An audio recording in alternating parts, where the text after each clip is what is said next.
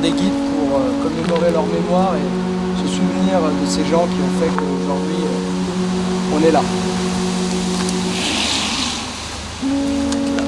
Pérou Achille, Chaplon Ernest, René Broisa, Hubert Thua, Serge Chanty, Mick Boson, Michel Berruex, Louis Jacquet, Thierry Broisa, Damien Quérel et Gaby Mollard. Donc je vais vous demander de respecter une minute de silence en mémoire des guides disparus.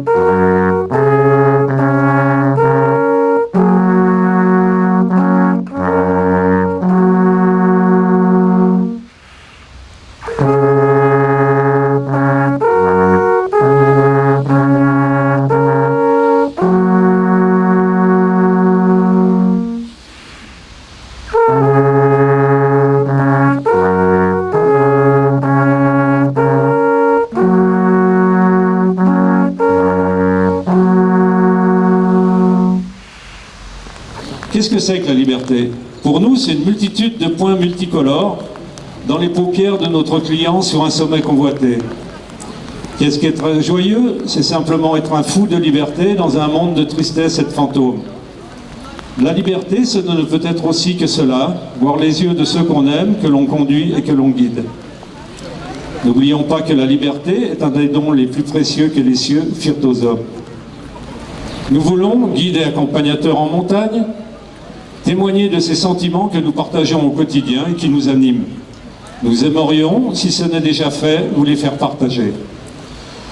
Dans ce contexte anxiogène, parler de liberté fait parfois peur, et devant nos politiques, c'est peut-être un peu risqué parfois, mais je l'assume car je sais que mes collègues sont aussi très conscients que la liberté commence où l'ignorance finit. J'avais émis lors de la précédente fête des guides le souhait que cette crise allait nous faire progresser, réfléchir, modifier nos habitudes. Nous sommes encore au cœur du cyclone, mais nous allons y arriver. Et finalement, peut-être que la vraie liberté, c'est de se mettre chacun à son niveau, au service des autres, par le dialogue, la rencontre, la bienveillance. C'est là que le souhait que mes amis guides et accompagnateurs souhaitent faire transpirer au cours de cette matinée. Découvrir la montagne, c'est pas uniquement faire le Mont Blanc, il y a bien d'autres choses à découvrir dans la montagne et nos compagnies des guides sont là pour vous accompagner et pour faire en sorte que vous profitiez encore un peu plus de notre terrain de jeu naturel que sont nos territoires au pays du Mont Blanc. Et donc je ne peux que vous inviter, même si je n'ai pas le droit d'en faire de la publicité, mais je ne peux que vous inviter à vous faire accompagner d'un guide pour vos courses et vos découvertes, guide ou accompagnateur de montagne. Notre territoire et nos territoires au pays du Mont Blanc sont vastes, il y a énormément de courses et de découvertes à faire, à chacun en fonction de ses capacités. Et donc les portes des bureaux des guides de nos stations sont ouvertes et les secrétaires qu'on vient de saluer à votre disposition. Et je salue le président du syndicat national des guides, Christian Jacquet, qui est à nos côtés, et à côté de nos délégations étrangères aussi. Voilà, belle journée, et puis vous voyez, il ne pleut plus. Je l'avais dit. Ah non, c'est monsieur le sous-préfet qui l'avait dit. Non, c'est monsieur le sous-préfet qui fait la pluie des beaux temps. Merci beaucoup. Et on essaye d'honorer des guides qui ont œuvré pour la compagnie chaque année. On a décidé d'honorer Alexandre Ginet, qui est qui est un guide de la compagnie de Saint-Gervais, qui a eu son diplôme en 1926. Mais son descendant, c'est Alexandre Pitin, qui est guide à Chamonix.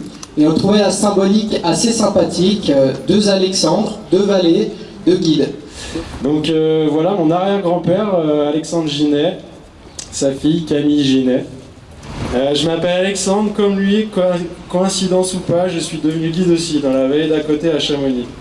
La passion pour le métier est la même, des clients à qui faire découvrir, apprécier cette montagne si belle, mais je reste toujours admiratif des guides de cette époque, pas si lointaine, qui guidaient sans les prévisions météo d'aujourd'hui.